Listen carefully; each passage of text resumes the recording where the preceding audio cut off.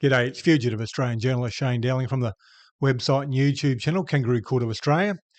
Now, Australian Prime Ministers, back as far as at least Bob Hawke, have been showing up in the Epstein files, and people have been making certain allegations or implying certain things because they're in the files, they're somehow guilty.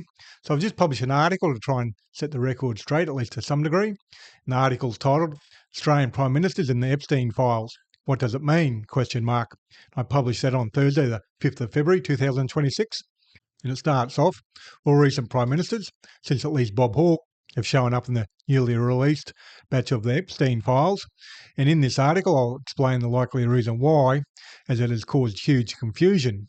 Former Prime Ministers Paul Keating and Kevin Rudd both show up being named in direct emails to and from Jeffrey Epstein.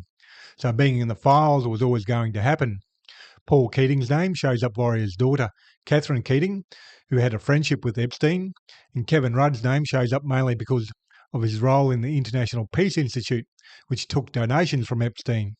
The former Prime Ministers Bob Hawke, John Howard, Julia Gillard, Tony Abbott, Malcolm Turnbull and Scott Morrison seem to have never had anything to do with Epstein, and they are in the files because of a person named Jacqueline Pearce, who I am told lives in Adelaide. Bob Hawke, John Howard, Julia Gillard, Tony Abbott, Malcolm Turnbull and Scott Morrison are in numerous documents, which are mostly news articles that seem to have been compiled by Jacqueline Pearce, as well as some documents she wrote as per what's on screen now. What's on screen now is the first page of a 15-page document that has Jacqueline Pearce's name on it. Nothing that I've seen shows any evidence to support anything said in the document on screen now. As you can see, the list also has Mark Latham, who was federal leader of the Labor Party but never Prime Minister. I woke up on Saturday morning, the 31st of January 2026, with media reporting 3 million new Epstein files had been published, and I spent most of the morning sifting through some of the files. I came across the document on screen now and published the first page on social media, as per the screenshot which is on screen now. And the screenshot says, breaking, Jeffrey Epstein had a list of Australian Prime Ministers, plus Mark Latham, with targeting written on the top and with what looks like blackmail ideas, as per the screenshot on screen now. I thought Jeffrey Epstein had been keeping files on Australian politicians, which other media such as Channel 10 have also reported.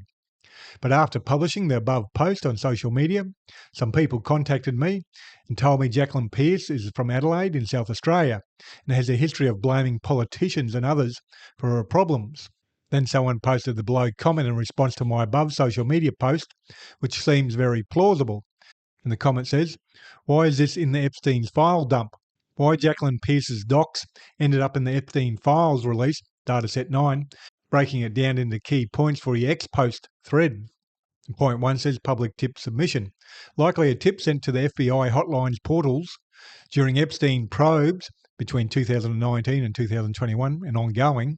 Her claims of sexual targeting, fraud, police abuse, and a black market sex site involving Australian politicians, gangs, may have been submitted as paralleling Epstein's elite abuse network.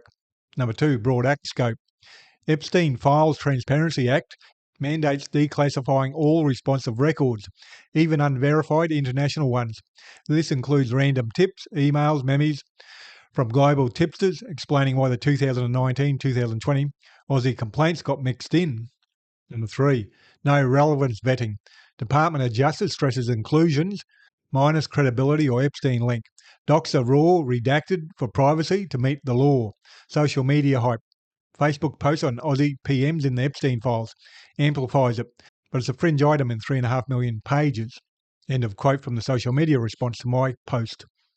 And I go on to say in the article, the bottom line is there are quite a few documents, about 10 to 15, sent by Jacqueline Pearce to the FBI hotlines/portals during Epstein probes between 2019 and 2021 ongoing that have ended up being released as part of the Epstein files. And as with most documents in the Epstein files, there are numerous duplicates of Jacqueline Pearce's files. So, you'll find Australia's former Prime Ministers showing up dozens of times in duplicated news reports in the Epstein files. Whether Jacqueline Pearce filed the documents with the FBI or someone else did, who knows? To my knowledge, previous releases of the Epstein files have only contained documents obtained from Jeffrey Epstein, his associates such as Ghislaine Maxwell, in court cases. I also expected the latest Epstein files to contain only files The FBI recovered from Jeffrey Epstein's computers and houses and maybe his associated court cases. And that's why I published the above document on social media thinking it was one of Epstein's documents. Having unrelated documents, people sent to the FBI from around the world that Epstein likely never even saw in the Epstein files just blurs the issue, which is probably what someone is trying to do. But I left my post on social media, as per above, because how the unrelated documents got into the Epstein files and why they were released in the Epstein files is now part of the story. I thought it was important to write this article, as some people are making claims about how many times former Prime Ministers are in the Epstein files, implying it means something, when it means nothing if it's just newspaper articles. And there are many people wondering why other unrelated documents and photos are in the Epstein files.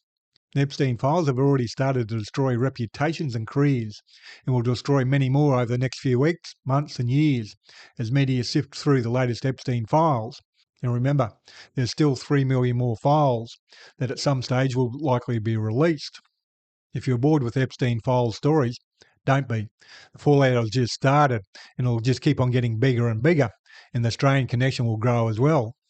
And I'm an independent journalist, and I'm 100% crowdfunded from viewers like yourself. And I've been running a campaign to help make sure I can keep on doing the work I'm doing. And I'll read that out to you.